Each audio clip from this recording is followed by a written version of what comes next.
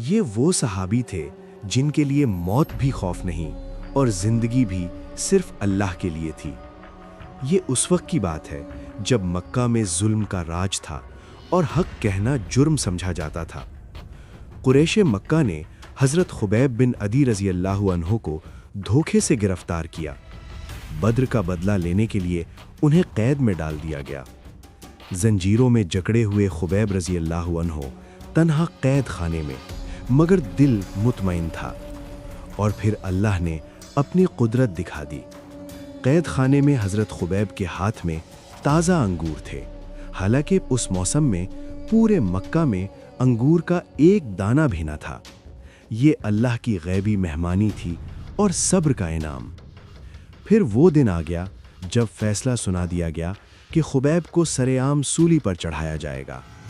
تنیم کا میدان بھر گیا، لوگ تماشا دیکھنے آئے، لیکن خبیب کے چہرے پر کوئی خوف نہ تھا، بس ایک آخری خواہش، 2 رکعت نماز ادا کی اور فرمایا، اگر مجھے یہ ڈر نہ ہوتا کہ تم کہو گے میں موت سے خوفزدہ ہوں تو میں اس نماز کو اور طویل کرتا۔ پھر انہیں سولی پر چڑھایا گیا، رخ قبلہ سے پھیر دیا گیا تو خبیب رضی اللہ عنہ نے کہا، اے اللہ، میرا رخ جس طرف بھی ہو تو ہی میرا رب ہے۔ نیزے مارے گئے، زخم دیے گئے اور تمسخر کیا گیا۔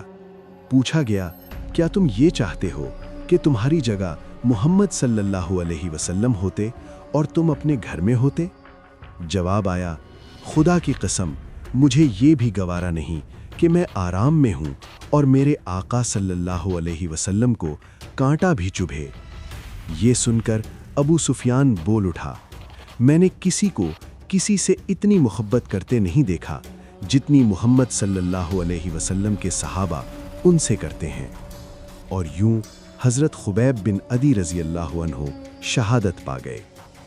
یہ تھی وفا، یہ تھا یقین، یہ تھی وہ سنت جو قیامت تک استقامت کی علامت بن گئی۔